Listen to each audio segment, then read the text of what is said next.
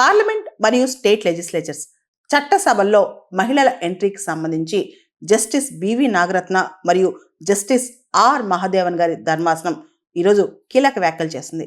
Supreme court ఈరోజు కీలక వ్యాఖ్యలు చేస్తూ భారతదేశంలో మహిళలే అతి పెద్ద మైనారిటీ గ్రూప్ అని చెప్పి ఒక సంచలనాత్మకమైన వ్యాఖ్య చేసింది.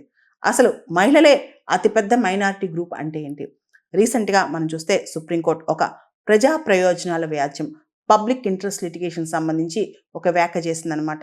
ఈ వ్యాజ్యం యాక్చువల్లీ 2023 సెప్టెంబర్లో మహిళా రిజర్వేషన్ బిల్లు ఏదైతే 106th కాన్స్టిట్యూషనల్ అమెండ్మెంట్ యాక్ట్ మన రాజ్యాంగంలో ఆర్టికల్ 333A మరియు ఇతర ఆర్టికల్స్ జోడించామో ఆర్టికల్ సంబంధించి పూర్తిస్థాయి ఇంప్లిమెంటేషన్ అనేది ఇమీడియట్గా జరగాలి.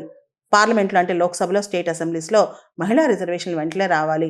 దానికోసం డీలిమిటేషన్ ఎక్సైజ్ పూర్తయ్యేదాకా వెయిట్ చేయొద్దని చెప్పి జయా ఠాకూర్ అని కాంగ్రెస్ లీడర్ ఒక పిటిషన్ వేశారు. అది పబ్లిక్ ఇంట్రెస్ట్ లిటిగేషన్ రూపంలో సుప్రీంకోర్టు ముందుకు వచ్చిందనమాట. సుప్రీంకోర్టు చూస్తూ మన ప్రియాంబుల్లో, మన రాజ్యాంగంలోని ప్రవేశికలో సోషల్ అండ్ పొలిటికల్ ఈక్వాలిటీ అని ఉందని, అయితే మహిళలు పార్లమెంట్లోకి ఎంటర్ అవటం, ఎక్కువ మంది మహిళలు స్టేట్ అసెంబ్లీలోకి ఎంటర్ అవటం, ఇవన్నీ కూడా ఖచ్చితంగా మనం పాటించాల్సిన పొలిటికల్ ఈక్వాలిటీ అని. కాకపోతే స్వతంత్రం వచ్చి 70 సంవత్సరాలు దాటినా ఇప్పటికి కూడా మనం 1/3 రిజర్వేషన్ కోసం ఆల్మోస్ట్ లిటరల్గా అడుగుతున్నామని చెప్పి, రిక్వెస్ట్ చేస్తున్నామని చెప్పి, అది మహిళల హక్కు అని చెప్పి కూడా సుప్రీంకోర్టు వ్యాఖ్యానించింది. యాక్చువల్లీ మహిళా రిజర్వేషన్ బిల్ ఏదైతే పాస్ అయిందో అది ఇంతవరకు ఇంప్లిమెంటేషన్లోకి రాలేదు. ఆల్రెడీ పాస్ అయ్యి 2 సంవత్సరాలు అయిపోయింది. అండ్ 2028-29 నాటికైనా వస్తా అంటే వచ్చే అవకాశం కూడా కనిపించట్లేదు అనమాట. మహిళా రిజర్వేషన్ అనేది అన్ని సక్రమంగా ఉంటే 2034 ఎలక్షన్స్కి వచ్చే అవకాశం కనిపిస్తుంది. ఇదంతా చూసి అసలు బిల్లు పాస్ అయింది 2023లో, ఇంతవరకు ఇంప్లిమెంటేషన్లోకి రాలేదు. అసలు డీలిమిటేషన్ ఎక్సైజ్ వరకు ఆగాల్సిన పనేంటి, వెంటనే ఇంప్లిమెంటేషన్ చేయొచ్చు కదా అని చెప్పి చాలామంది మహిళలు కోరుకుంటున్నారనమాట. దీనికి సంబంధించి సుప్రీంకోర్టు పబ్లిక్ ఇంట్రెస్ట్ లిటిగేషన్ ఒకటి టేకప్ చేసి దానికి సంబంధించి 1/3 ఏదైతే 1/3 రిజర్వేషన్ లోక్సభలో, స్టేట్ అసెంబ్లీస్లో మరియు ఢిల్లీ అసెంబ్లీలో ఉందో దాన్ని ఇమీడియట్గా ఇంప్లిమెంట్ చేయాలని చెప్పి సుప్రీంకోర్టులో పిటిషన్ పడింది అనమాట.